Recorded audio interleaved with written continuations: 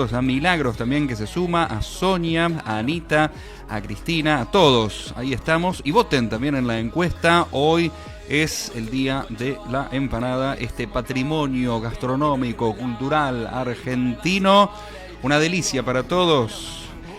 Es al horno, es frita, es ideal. Amigos, amigas, hoy es el día de las empanadas.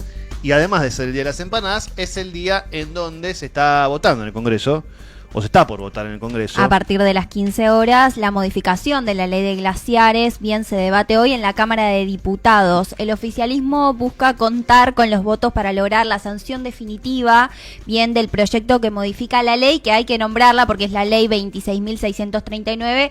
Para los mortales la nombramos como la ley de glaciares para poder hablarla, ¿no? Sí.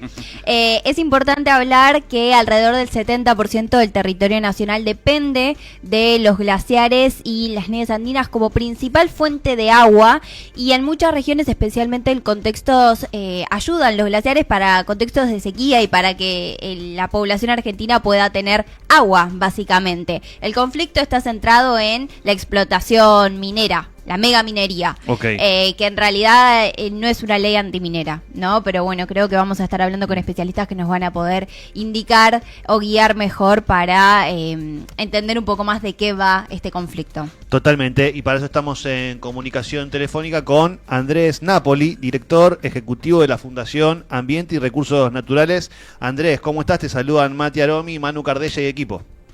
¿Qué tal? Buenas tardes, ¿cómo están? Bien, todo bien, Andrés. Bueno, estamos acá hablando un poco de la cuestión de la ley de glaciares, la modificación de la ley de glaciares, y lo primero que te quería consultar yo, porque durante estas semanas se estuvo hablando un poco de qué son los glaciares y se está instalando esta cuestión de que son rocas gigantes congeladas. Pero para el común de la gente, capaz técnicamente no termina de entender bien qué es un glaciar y qué representa un glaciar para la realidad que tenemos día a día. ¿Qué nos podrías explicar vos al respecto? Bueno, los glaciares, digamos, cumplen muchas funciones. La función más importante que se les reconoce, por supuesto, es que son grandes fuentes de agua, son diques suspendidos, generalmente en la alta montaña, a veces no son en la alta montaña, pero generalmente en la alta montaña, en donde van, digamos, juntan nieve en el invierno, fundamentalmente, y suelos congelados, y de esa forma después lo van entregando en la medida de las necesidades y del derretimiento que tiene cada uno de esos lugares. Esa es la fuente principal. También, por supuesto, son espacios que albergan una enorme biodiversidad. También son lugares muy atractivos para el turismo. En fin, tienen una multiplicidad de funciones, esa es la principal. Y en verdad se los puede ver, en primer lugar, como glaciares descubiertos, que son los glaciares que conocemos, que tienen nieve en su superficie, y los otros son los glaciares que son cubiertos, vale decir, tienen roca, pero por debajo tienen grandes superficies de hielo, grandes volúmenes de hielo. Esos quizás son los más importantes, de alguna manera, y los que menos, o los que más críticamente se los opina, ¿no? Como se dijo hace tiempo, que son espacios de roca que no sirven para nada. Y ahora te consulto, entendiendo esto, la modificación de esta ley puntualmente, ¿qué consecuencias nos podría traer? Claramente esta ley, digamos, es una ley compleja porque en términos concretos va a autorizar, digamos, va a pasarle la potestad de autorizar proyectos mineros a las provincias, que hoy no la tienen. Hoy eso está bajo lo que significa un sistema de protección de presupuesto mínimo, pero hay un elemento más importante todavía, es que se va a permitir la actividad minera sobre los glaciares directamente, glaciares y geoformas periglaciares, es decir, estas dos cuestiones que yo mencioné antes, tanto los glaciares descubiertos como los glaciares de escombro, ya las provincias estarían en condiciones de habilitar los, digamos, proyectos mineros en esos dos espacios, que hoy claramente se encuentran prohibidos. Así que ahí tenemos una de las principales diferencias con la ley. Además, por supuesto que es una norma inconstitucional, porque violenta todo el sistema constitucional de distribución de competencias ambientales, que le corresponde a la nación que a las provincias. Es una ley también regresiva porque va a proteger muchísimo menos. Vale decir que tiene un conjunto de falencias que la hacen muy, muy compleja la reforma, ¿no? Andrés, ¿cómo estás? Bueno, yo quiero hacer énfasis en el tema minero. Entiendo que las zonas que hoy en día con la vigencia de esta ley no se pueden explotar por empresas mineras constituyen tan solo el 0,4% del territorio. ¿Crees que el argumento nacional se condice con la necesidad del acuerdo bilateral establecido con Estados Unidos a principios de este año como socio comercial y de inversión sobre el cobre, el litio, ¿no? Bueno, con los minerales críticos que tenemos? ¿Crees que es por eso el fin de la modificación de esta ley para la explotación y venta de nuestros recursos naturales? Sí, ese puede ser un argumento, por supuesto, que refuerza, pero esto en realidad viene siendo solicitado por las empresas mineras hace muchos años. Y las empresas mineras, desde que se aprobó la ley, siempre fueron, digamos, plantearon que la ley era difusa, era confusa, fueron a la Corte 2 veces, las 2 veces la Corte le rechazó los planteos porque, digamos, claramente le dijo que era una norma constitucional y que no le generaba ningún tipo de perjuicio, pero ahora encontraron un espacio, ¿no? Un espacio político, un espacio social, electoral. Sí, tenemos que tener en cuenta que la sociedad ha votado este gobierno el año pasado, así que es evidente que hay algún consenso en la sociedad, aunque nosotros creemos que no hay otro espacio de la sociedad que se ha pronunciado fundamentalmente inscribiéndose en las audiencias públicas con más de 100.000 personas inscritas que dice lo contrario.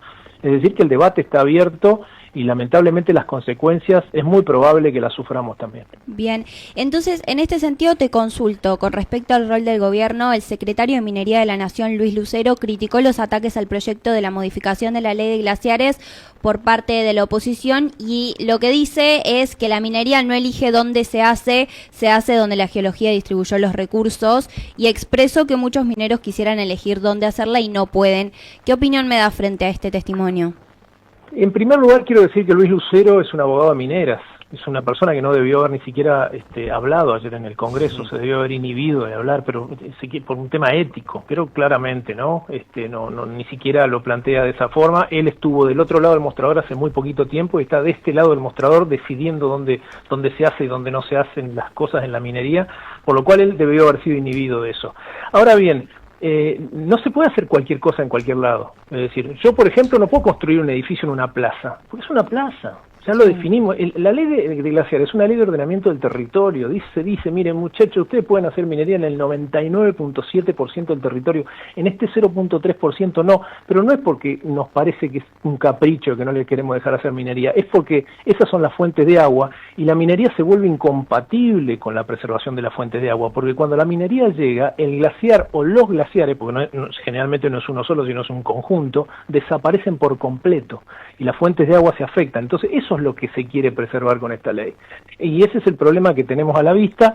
Lo hacemos además en un momento muy crítico. Las provincias cordilleranas, que son los Andes áridos, están sufriendo estrés hídrico. Del otro llado, la cordillera, que se lo pone siempre como un gran ejemplo, Chile sufre un enorme estrés hídrico y el cambio climático no para de crecer. Así que tenemos problemas por delante y bueno, y estamos abriéndole el paso a mayores cantidades de problemas. Ahí, Andrés, estabas hablando, mientras estabas contándonos esto, bueno, acaba de llegar al quórum el Congreso para empezar a debatir la ley en la sesión, pero te quería consultar ya y para también dejarte, porque sabemos que muy probablemente en un día como hoy vas a estar con muchas cuestiones. Estabas hablando recién del calentamiento global y nosotros estamos hablando ahora un poco de lo que es glaciares y que se está debatiendo esto que parecía estar saldado. ¿Recordás algún otro momento en el que haya pasado algo así, en el que se esté discutiendo esto? No, porque digamos, Argentina viene en un proceso que llevó mucho tiempo construir. La protección del ambiente fue un proceso muy largo, es decir, arrancó significativamente quizás en la década del 90, pero en el 94 se plasmó en una reforma constitucional muy protectora del ambiente, después hubo que transformarlo eso en normativa, llevó mucho tiempo, la ley de glaciares llevó casi 2 años aprobarla, con mucho debate, con mucha insistencia política. Y ahora, bueno, como se dice, se está desarmando este proceso. Esperemos que digamos que no vengan otras normas de este tipo, pero lo que se está planteando es que lo que se ha construido son prohibiciones y hoy en nombre de la libertad hay que desarmarlas todas. El problema que tiene eso es que las graves consecuencias que se producen después son irreparables. Entonces ahí están los temas. Andrés, te agradezco la comunicación y bueno, nada, seguramente estemos de nuevo en contacto para seguir hablando de este tema. Muy bien, muchas gracias, buenas tardes, que estén bien. Gracias a vos. Andrés Napoli, de la Fundación Ambiente y Recursos Naturales, estaba en comunicación telefónica recién con nosotros. Vamos a una pequeña tanda, amigos, amigas, y ya seguimos con más Hagamos Ruido. Una radio en movimiento.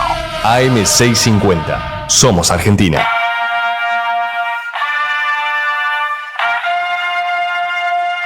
Seguimos en AM650. La voz del país. Si te gustan las divisiones juveniles, saber todo sobre la reserva de nuestro amado club, entra a delpredioalmundo.com.ar. Todo lo que pasa en el predio de Ezeiza del Club Atlético